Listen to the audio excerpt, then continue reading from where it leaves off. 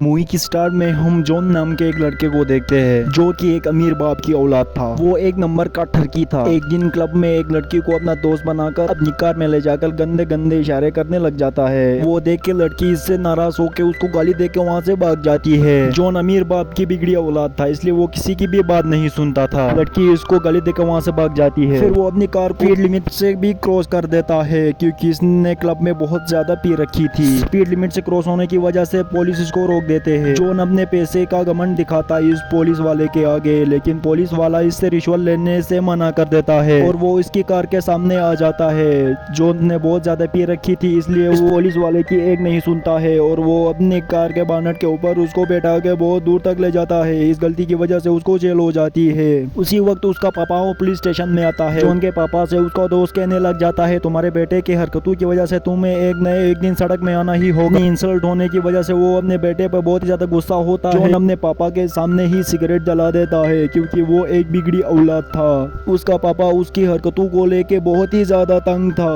वो उसको सबक सिखाना चाहता था, लेकिन कैसे। जॉन के पापा उसको कुछ भी नहीं कह पाते हैं क्योंकि वो उसका इकलौता बेटा था। उसकी मॉम कहती है, मैं एक ऐसे एक्टर को जानती हूँ जो कि जॉन को एकदम सबक सिखा सकता है।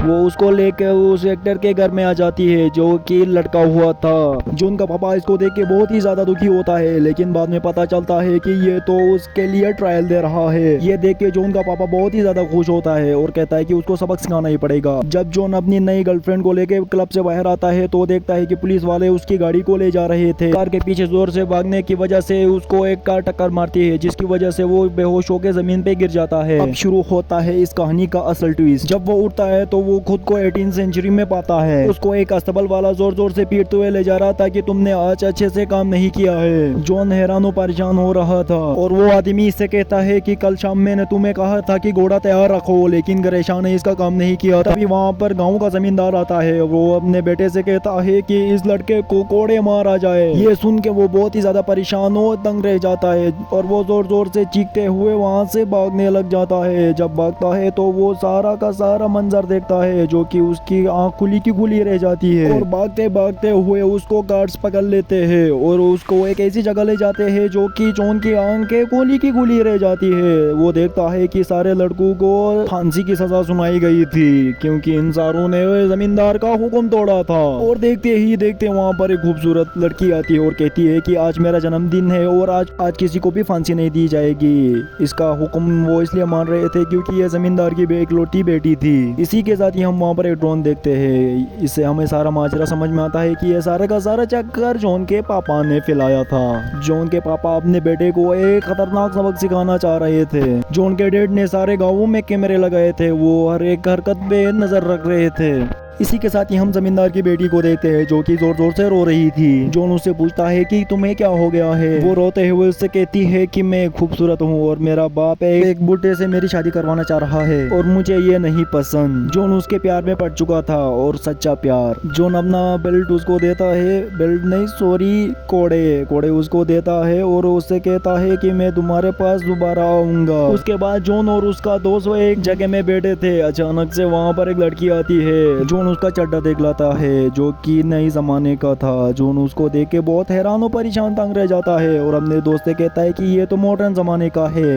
जॉन का दोस्त उससे कहता है कि मॉडर्न जमाना क्या। उस लड़की की तरफ से जोर जोर से भागने लग जाता है और उससे कहता है कि अपना चड्डा दिखाओ। वो उसके साथ जबरदस्ती करता है। इसी के साथ ही वहाँ पर उसके गार्ड्स आ जाते हैं और उसको पीछे धकेल देते हैं। इस एक गलती की वजह से जॉन के पापा बहुत ही ज्यादा गुस्सा हो जाते हैं और अपनी टीम से कहते हैं कि एक गलती की वजह से ये सारा का सारा प्लेन चौपट हो जाएगा, ये तुम लोगों ने क्या कर दिया है। वो अपनी टीम पे बहुत ही ज्यादा गुस्सा होता है। अगले सीन में हम देखते हैं कि जॉन उससे माफी मांगने के लिए गया था, लेकिन वो लड़की उससे बहुत ही ज्यादा नाराज थी। आखिरकार वो मान जाती है। इनके गाँव में एक ऐसा फेस्टिवल था जिस रात में एक लड़की और एक लड़का आपस में रात गुजार देते हैं तो फिर सारी जिंदगी उनको इकट्ठे जीना पड़ेगा। जॉन एक लड़की पे फ्लर्ट कर रहा था। वो उससे कह रहा था कि मैं तुम्हारे साथ सारी जिंदगी गुजारूंगा अगर तुम मेरे साथ एक रात गुजारोगी तो। लड़की उसका ऑफर एक्सेप्ट नहीं करती है। उसके साथ उसका दोस्त आगे कहता है कि एक लड़की डूब रही है। फटाक से जॉन जाता है और उस उस लड़की को बचा लेता है। जॉन उस लड़की को उसके घर तक छोड़ाता है। उसकी लड़की कहती है कि तुम मेरे साथ रात गुजारो, लेकिन जॉन उससे मना कर देता है क्योंकि वो जमींदार की बेटी से प्यार करता था। जॉन जमींदार की बेटी के घर जाता है और उससे कहता है कि तुम मेरे साथ आओगी। तो फिर वो लड़की कहती है कि मेरी बाप की हालत अभी बहुत ही ज्यादा नाजुक है, मैं तुम्हारे साथ नहीं आ सकती। वो उसको अपनी बाप की हालत दिखाती है, पीछे देखो मेरी बाप की हालत, मैं तुम्हारे साथ नहीं आ सकती। ये कह के वो लड़की उसका ऑफर ठुकरा देती है और अपने घर का दरवाजा बंद कर देती है। ये देखकर जॉन बहुत ही ज्यादा दुखी होकर वहां से चला जाता है। इसी के साथ डायरेक्टर तो कुछ और ही प्लान कर रहा था। जमींदारी की बेटी से कह रहा था कि तुम्हें जॉन को झूठा प्यार जताना होगा। इस बात से उस आदमी को बहुत ही ज्यादा फर्क पड़ रही थी जो कि लीजा का रियल में बॉयफ्रेंड था। वो उससे कह रहा था कि ये शूट में हरगिज होने नहीं दूंगा, लेकिन जमींदार की बेटी उससे कहती है कि तो ये तो हम सिर्फ उस लड़के को सुधारने के लिए कर रहे हैं, प्लीज मुझे ये करने दो। उसके बाद शूट में कुछ ऐसा होता है कि वो दोनों बहुत ही दूर चले जाते हैं एक दूसरे के प्यार में, मतलब कि झूठे प्यार में। उसके बाद ये दोनों घूमते हुए कैसी जगह में आते हैं जिसके अंदर लीजा का जो बॉयफ्रेंड था रियल में उसके घर पे आ जाते हैं। तो फिर लीजा का जो बॉयफ्रेंड था एक लड़की के साथ गपागप कर रहा था। ये देख के लीजा को बहुत बुरा लगा, वो यहाँ से भाग जाती है। इसके बाद लीजा जॉन से रियल में प्यार करने लग जाती है और ये दोनों एक दूसरे को किस भी कर लेते हैं। ये देख के जॉन का पापा बहुत ही ज्यादा खुश हो रहा था कि अब मेरे बेटे को शायद सबक सीख गया है। जॉन का पापा का कहना था कि अब इस कहानी में मंगोल डाकू भी आएंगे जो कि लड़कियों के हवस के पुजारी थे और इस गाँव में मंगोल आ भी जाते हैं और कहते हैं कि हमें इस गाँव की लड़कियां चाहिए। मंगोल के डाकू इस लड़की को ले जाते हैं जो कि जॉन की गर्लफ्रेंड थी। मंगोल का डाकू कहने लगे अगर जिस किसी को भी लड़की बचानी हो तो ये हमारे काबले के एक शख्स को हराना पड़ेगा।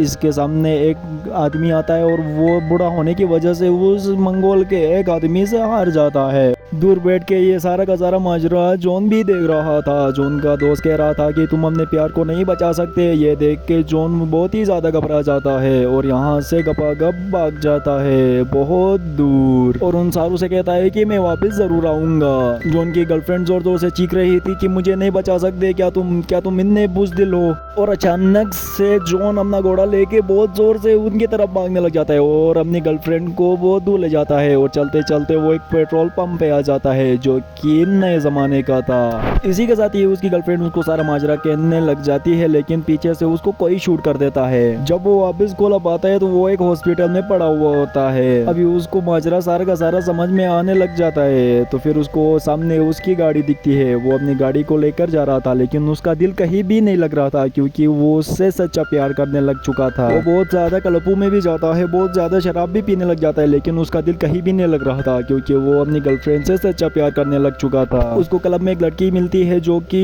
उस झूठी कहानी में रोल कर रही थी। उसको सारा का सारा माजरा सुना देती है। वो लड़की जॉन की गर्लफ्रेंड के पास ले जाती है। जॉन अपना सच्चा प्यार को सामने देखकर बहुत ही ज्यादा खुश हो जाता है। दोस्तों इस प्यारी सी एंडिंग के साथ ये मूवी यहाँ पर एंड होती है। अगर आपको ये पसंद आ चुकी है तो प्लीज लाइक, सब्सक्राइब और शेयर जरूरी करें। मिलते हैं अगली वीडियो में।